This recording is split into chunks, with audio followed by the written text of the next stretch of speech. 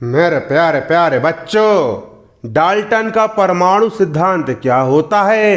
अरे क्या होता है डाल्टन का परमाणु सिद्धांत?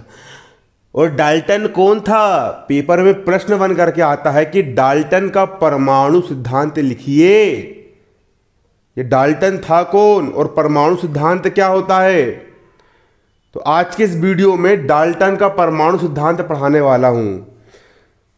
जितने भी बच्चे हैं, जो कोई भी बच्चे हैं जिस किसी भी क्लास के है ना, सब बच्चों के लिए कॉमन रहेगा बिल्कुल डाल्टन का। चाहे 9वीं में भी डाल्टन है और 10वीं में 11वीं में भी डाल्टन है और बीएससी में भी आपको डाल्टन मिल जाएगा। पूरा यही आंसर रहेगा। और मैं मेनली कक्षा 11वीं की बुक से पढ़ा रहा हूँ, कक्षा 11वीं की एनसीईआरटी की बुक से पढ़ा रहा हूँ। और एक चैप्टर 1 का क्वेश्चन है। काय का क्वेश्चन है? चैप्टर 1 का ये हमारा क्वेश्चन है। और क्वेश्चन यहाँ पर हमारा ये है कि डाल्टन का परमाणु सिद्धांत लिखिए या परमाणुवाद लिखिए। डाल्टन का परमाणुवाद। तो डाल्टन एक वैज्ञानिक का नाम था जिन्होंने परमाणु के बारे में बताया कि परमाणु क्या होता है। लेकिन डाल्टन के बताने से 3000 साल पहले, इनने तो अभी अभी बताया। कब बताया मालूम? डाल्टन ने बताया कब मालूम? 1808 में बताया। लेकिन डाल्टन के बताने के 3000 साल पहले हमारे भारत देश के महर्षि कणाद ने परमाणु के बारे में पहले ही बता चुका था। लेकिन उनका नाम किताब में ज़्यादा देखने को नहीं मिलता है। अंग्रेज लोग का नाम हम ज़्यादा देखते हैं। फिर डाल्टन ने अभी भी बताया है ना। तो डाल्टन का परमाणु सिद्धांत क्या था? परमाणु सिद्धांत मतलब कि डाल्टन ने परमाणु के बारे में जो बताया कि परमाणु क्या चीज होती है, उसी को परमाणु सिद्धांत नाम दिया गया। आया समझ में? डाल्टन ने जो बताया ना कि परमाणु क्या होता है, परमाणु किसे कहते हैं, उन्हें परमाणु के बारे में जो अवधारणाएं बताई, उसी को परमाणु सिद्धांत कहते हैं। तो आज हम पढ़ने वाले हैं बच्चों डाल्टन का परमाणु सिद्धांत या परमाणुवाद क्या होता है। डाल्टन का परमाणु सिद्धांत या परमाणुवाद। डाल्टन का परमाणु सिद्धांत या परमाणुवाद आज हम पढ़ रहे हैं। जॉन डाल्टन ने 1808 में, कब की बात है? 1808 की बात है, आज से लगभग 2 साल पहले 1808 में परमाणु सिद्धांत प्रस्तुत किया। डाल्टन ने कब प्रस्तुत किया? सन 1808 में। 1808 की बात है, 1808। ऐसा सुन लो कि यहीं पर याद हो जाए। डाल्टन ने सन 1808 में परमाणु सिद्धांत प्रस्तुत किया। कौन सा प्रस्तुत किया? परमाणु सिद्धांत प्रस्तुत किया। 1808 में परमाणु सिद्धांत प्रस्तुत किया, जिसकी प्रमुख अवधारणाएं निम्न है। और इस परमाणु सिद्धांत की प्रमुख अवधारणाएं निम्न है। पहला, अब परमाणु सिद्धांत की अवधारणाएं, पहला पॉइंट, प्रत्येक पदार्थ अत्यंत छोटे छोटे कणों से मिलकर के बनता है। मान के चलो कि ये एक प्रकार का पदार्थ हो गया। ये क्या हो गया? एक प्रकार का पदार्थ हो गया। मान लो कि एक प्रकार का पदार्थ हो गया। मैं भी एक पदार्थ हूँ। ये मोबाइल भी एक पदार्थ है। ये ब्लैक बोर्ड भी एक पदार्थ है। ये इंक की जो काली काली दिख रही है, ये भी एक पदार्थ है। तो प्रत्येक पदार्थ जो होता है वो अत्यंत छोटे छोटे, इतने छोटे कि जिनको हम आंख से भी नहीं देख सकते। जिस प्रकार मकान ईंटों से मिलकर के बना होता है, उसी प्रकार प्रत्येक पदार्थ अत्यंत छोटे छोटे कणों से मिलकर के बना होता है। हर एक पदार्थ, प्रत्येक पदार्थ छोटे छोटे, प्रत्येक पदार्थ अत्यंत सूक्ष्म छोटे छोटे कणों से मिलकर के बना होता है। और इन सबसे छोटे छोटे छोटे छोटे कणों को ही परमाणु कहा जाता है, एटम कहा जाता है। एटम कहा जाता है। क्या कहा जाता है? एटम कहा जाता है। प्रत्येक पदार्थ अत्यंत छोटे छोटे कणों से मिलकर बनता है। हर एक पदार्थ, ये भी एक पदार्थ है। प्रत्येक पदार्थ अत्यंत छोटे छोटे, है ना, तन्नक तन्नक से छोटे छोटे कणों से मिलकर के बनता है, जिन्हें परमाणु, परमाणु यानी आइटम, आइटम आइटम आइटम परमाणु कहा जाता है। क्या कहा जाता है? परमाणु कहा जाता है ना।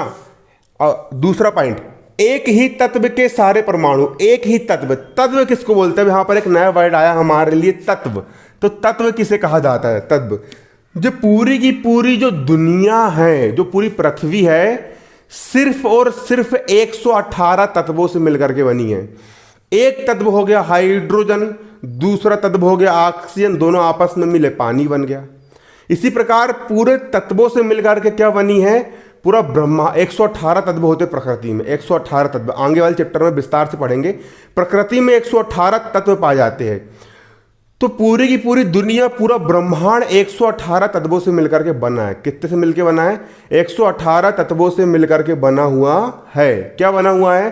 पूरा ब्रह्मांड, पूरी दुनिया 118 तत्वों से मिल। तो एक ही तत्व, मान चलो कि मैंने एक तत्व ले लिया हाइड्रोजन। एक तत्व मैंने क्या ले लिया, हाइड्रोजन। मेरे पास एक गुब्बारा है, उस गुब्बारे के अंदर हाइड्रोजन गैस भरी हुई है, तो तत्व तो एक ही है, तो एक ही तत्व के सारे परमाणु, तो हाइड्रोजन एक तत्व हो गया, तो हाइड्रोजन तत्व के जितने भी परमाणु होंगे, छोटे छोटे कण जो होंगे, वो सारे के सारे कण बिल्कुल एक दूसरे के जैसे होंगे।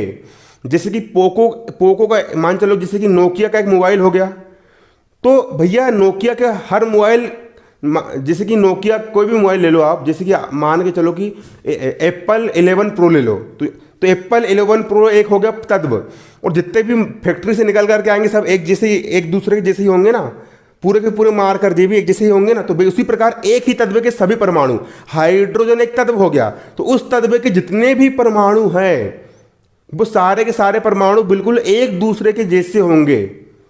ये वाला हाइड्रोजन परमाणु ये वाले हाइड्रोजन परमाणु के जैसा होगा, सारे के सारे हाइड्रोजन परमाणु एक जैसे होंगे। एक ही तत्व के सारे परमाणु आपस में, मतलब कि एक दूसरे से भार की दृष्टि में, भार मतलब वजन, जितना वजन इस हाइड्रोजन का होगा उतने वजन इसका भी होगा, भार की दृष्टि से, आकार की दृष्टि से, आकार मतलब जितना बड़ा जे उतने बड़ा जे, और आयतन जितना, और आयतन की दृष्टि से, सभी दृष्टि से क्या होंगे, समान होंगे।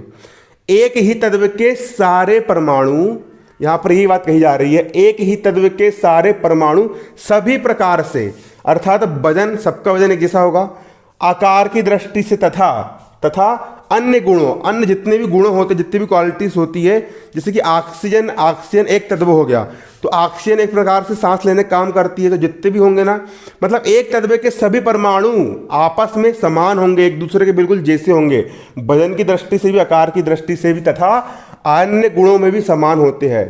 लेकिन दूसरे तत्वों के परमाणु से भिन्न होते हैं, दूसरों से भिन्न होंगे। जैसे कि नोकिया का मोबाइल भैया माइक्रोमैक्स के मोबाइल से अलग होगा ना, उसी प्रकार ऑक्सीजन के जो परमाणु हैं वो दूसरी गैस नाइट्रोजन के परमाणु से अलग होंगे ना। एक ही तत्व के सभी परमाणु तो आपस में समान होंगे, एक ऑक्सीजन हो गई, उसके जितने परमाणु वो तो आपस में समान होंगे, लेकिन वो उस तत्व के परमाणु दूसरे तत्वों के परमाणु से भिन्न होंगे, मतलब अलग अलग होंगे। यहां पर यह बात कही जा रही है ना, अलग अलग होते हैं। तीसरा, डाल्टन ने अगली बात क्या बोला, देखो डाल्टन ने यहां पर हमको दो बात बता चुका है, उम्मीद करता हूं कि आपको समझ में भी आया होगा। अब डाल्टन ने अगली बात यहां पर क्या बोला, हम इसको वो भी समझेंगे। अब अगली बात यहां पर डाल्टन ने क्या कहा, डाल्टन ने यहां पर अगली बात कहा, परमाणु अविभाज्य है। अविभाज्य का मतलब होता है जिसको विभाजित नहीं कर सकते, जिसको और नहीं तोड़ सकते। मतलब सबसे छोटा कण होता है परमाणु को और ज्यादा छोटा नहीं कर सकते, उसको तोड़ा नहीं जा सकता। तो डाल्टन ने बोला कि परमाणु अविभाज्य है, मतलब कि इसको विभाजित नहीं कर सकते, इसको तोड़ नहीं सकते। डाल्टन ने क्या बोला, डाल्टन ने यहां पर कहा कि परमाणु अविभाज्य है, अर्थात रासायनिक विधि द्वारा तुम कितने कुछ कर लो, रासायनिक विधि द्वारा और विभाजित नहीं किया जा सकता। परमाणु को भैया रासायनिक विधि के द्वारा या फिर किसी विधि के द्वारा और छोटे छोटे भागों में विभाजित नहीं कर सकते। ऐसा किसने बोला, डाल्टन ने बोला। क्लियर। अगला चौथा पॉइंट, परमाणु सदैव छोटी छोटी पूर्ण संख्याओं के सरल अनुपात में संयोग करते। परमाणु जो होते हैं ना, छोटी छोटी, एक परमाणु हो गया हाइड्रोजन का, दो परमाणु हो गया हाइड्रोजन के, एक परमाणु हो गया ऑक्सीजन का। ये दो परमाणु सदैव छोटी छोटी, इसकी संख्या दो, इसकी संख्या एक, छोटी छोटी पूर्ण संख्या मतलब कि दो भी यहां पर पूर्ण है, यहां पर एक भी यहां पर पूर्ण है, पूर्ण संख्याओं के अनुपात में संयोग करते हैं। और यौगिक परमाणु, उस समय उसने यौगिक परमाणु बोला था, यौगिक परमाणु को आज के समय में अणु कहते हैं। और यौगिक परमाणु यानी कि अणु बनाते हो, तो यहाँ पर H2 और O मिलकर के यहाँ पर बना लेगा H2O, जल बना लेगा। परमाणु सदैव छोटी छोटी पूर्ण संख्याओं के सरल अनुपात में संयोग करते हैं और यौगिक परमाणु यानी कि अणु बनाते हैं। अगला पांचवा देखो, एक ही यौगिक के समस्त यौगिक परमाणु आपस में समान होते। एक यौगिक, यहां पर मैंने लिया एक यौगिक किसको बोलते हैं, यौगिक दो परमाणुओं को आपस में मिलाने से जो पदार्थ बनता है उसको यौगिक कहते हैं। मैंने पिछले वीडियो में बता चुका हूं।